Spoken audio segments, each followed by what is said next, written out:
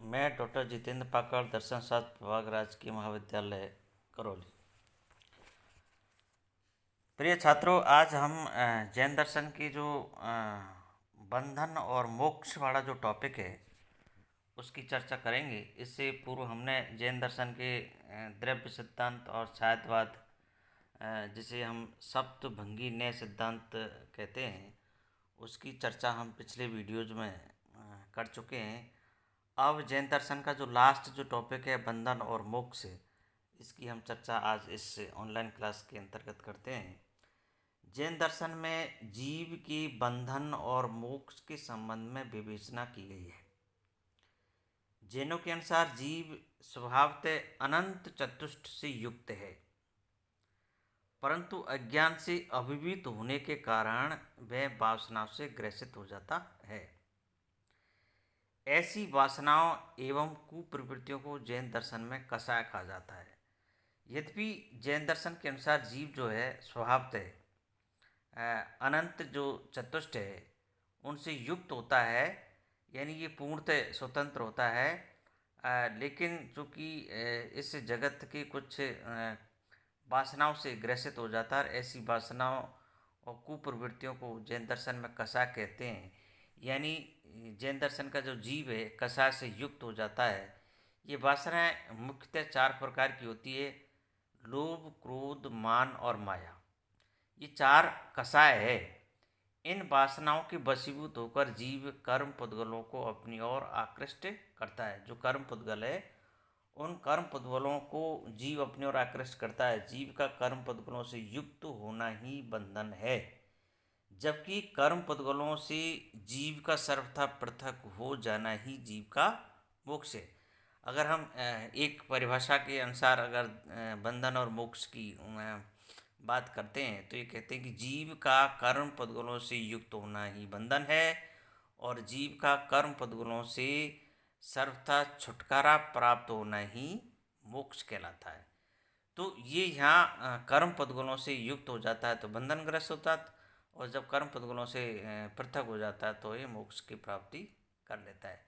जीव के साथ कर्म का संबंध और विच्छेद बताने के लिए जैन दर्शन में 5 अवस्थाओं का वर्णन किया गया है। ये है आश्रम, बंध, सबर, निर्जरा और मोक्ष। अब हम एक एक इनका डिटेल से बात करते हैं। आश्रम, कर्म पुद्गलों का जीव की तरह प्रवाही आश्रम है। यानी जो कर्म पुद्गल है वो जीव की ओर प्रभावित होते हैं, उसको आश्रम बोलते हैं। आश्रम 2 प्रकार का माना गया है: भाव आश्रम और द्रव्य आश्रम। इसका दूसरा जो है बंध, कर्म पुद्गलों का जीव में प्रविष्ट होकर उसे जकड़ लेना ही जीव का बंध है। यानी कर्म पुद्गल आश्रम में जो कर्म पुद्गल है जीव की ओर प्रभावित होते हैं, और जब जीव कर्म पुद्गलों को में प्रविष्ट हो जाता है और उसमें जकड़ लेता है, बंधनग्रस्त हो जाता है, तो बंध कहलाता है। बंध भी 2 प्रकार का होता है: भावबंध और द्रव्यबंध। मन में दूषित विचारों का आना भावबंध है और कर्म पुद्गलों का जीव से संयोग द्रव्य बंध है। तो ये इस प्रकार से यहाँ बंध की बात करते हैं। तीसरा इसका है संवर। संवर का मतलब होता है नए कर्म पुद्गलों का जीव की ओर प्रभाव को रोकना। यानी जो नए कर्म पुद्गल है उनको जीव की ओर जो प्रभावित होते उनको रोकना संवर कहलाता है।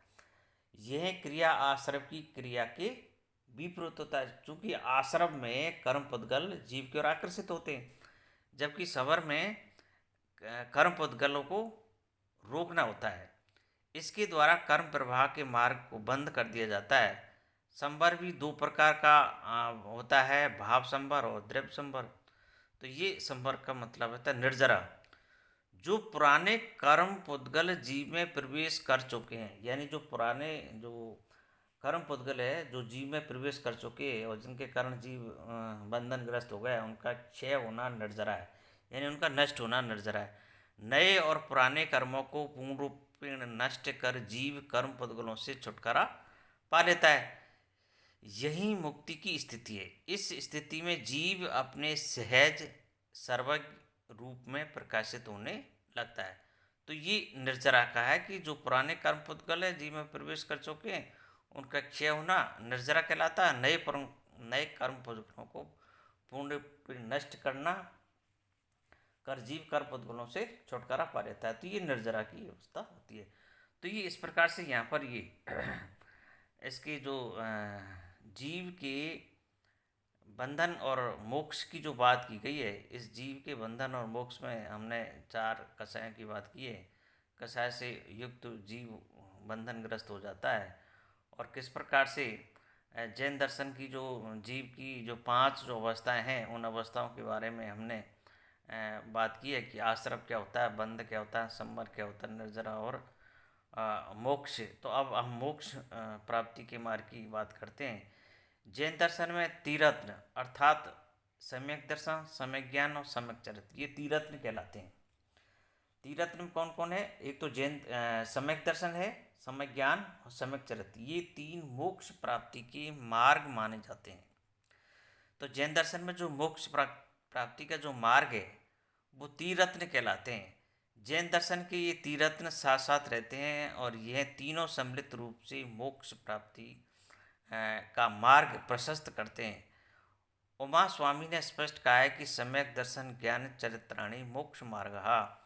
तो यहाँ ये उमा स्वामी ने इस प्रकार से इनकी चर्चा की है।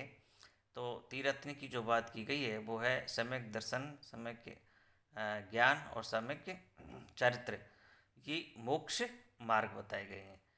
सम्यक दर्शन जैन शास्त्रों में प्रतिपादित सिद्धांतों एवं तत्वों के प्रति श्रद्धा की भावना रखना ही सम्यक दर्शन है।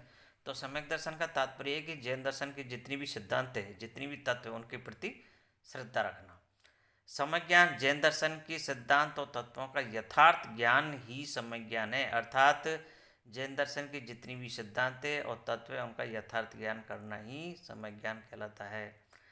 सम्यक चरित्र यथार्थ ज्ञान के अनुसार आचरण करना, अर्थात सद्कर्मों का संपादन एवं दुष्कर्मों का बहिष्कार ही सम्यक चरित्र कहलाता है। तो जितनी भी जो जैन दर्शन के जो आचरण है, सिद्धांत है, उनके अनुसार जीवन यापन करना और सद्मार्ग पर चलते हुए दुष्मार्ग का बहिष्कार करना ही सम्यक चरित्र कहलाता है। सम्यक चरित्र की ये 5 समितियाँ हैं, 3 गुप्तियाँ, 5 महाव्रत, 10 धर्मों आदि का पालन करना आवश्यक है। अब सम्यक चरित्र के लिए यहाँ पर 5 जैन दर्शन में समितियाँ बताई गई हैं, 3 गुप्तियाँ बताई गई है, 5 महाव्रत है, 10 धर्मों, इनका उल्लेख भी हमें मिलता है। तो अब यहाँ पर हम 5 समितियाँ कर्म रोकने के उपाय है, ये समितियाँ हैं। ईर्य समिति, भाषा समिति, ऐषणा समिति, आदान निक्षेपण समिति और प्रतिस्थापना समिति। इसी प्रकार से 3 गुप्तियों की चर्चा की गई है। कर्म और आत्मा के योग को रोकने को गुप्ति कहते हैं। तो गुप्ति के 3 भेद है, काया गुप्ति, वाग गुप्ति और मनोगुप्ति। इसी प्रकार से 5 महाव्रतों का उल्लेख भी किया गया है, अहिंसा, सत्य, अस्तेय, ब्रह्मचार्य और अपरिग्रह। इन 5 जो महाव्रत है, महात्मा गांधी ने भी इनका उल्लेख किया है। 10 धर्म की जो बात की गई है वो क्षमा, मृदुता, सरलता, सोच, सत्य, संयम, तप, त्याग, विरक्ति और ब्रह्मचर्य। इसके अतिरिक्त 22 परिसय एवं 5 प्रकार के चरित्रों का भी पालन करना होता है। तो उपयुक्त मार्ग के अनुसरण करने से जीव अपनी स्वाभाविक जो स्थिति है उसको प्राप्त हो जाता है और मुमुक्षु की मोक्ष तक पहुँचने के साधन पथ की 14 सोपान है, जिन्हें गुण स्थान कहा जाता है। तो ये मुमुक्षुक्त जो मोक्ष प्राप्त करने की जो इच्छा रखने वाला है उसको हम मुमुक्ष बोलते हैं। तो इस प्रकार से यहाँ पर ये 14 सोपान है जिन्हें गुण स्थान कहा जाता है। 14वें सोपान में अयोग केवली विधेय मुक्ति के सदृश अपने शुद्ध रूप में स्थापित हो जाता है। वह अनंत चतुर्थ से युक्त हो जाता है, उसके सभी प्रकार के कर्मों का पूर्ण क्षय हो जाता है, यही मोक्ष है। तो यही केवल ज्ञान की प्राप्ति है। तो ये इस प्रकार से जैन दर्शन में मोक्ष सिद्धांत की बात की गई है।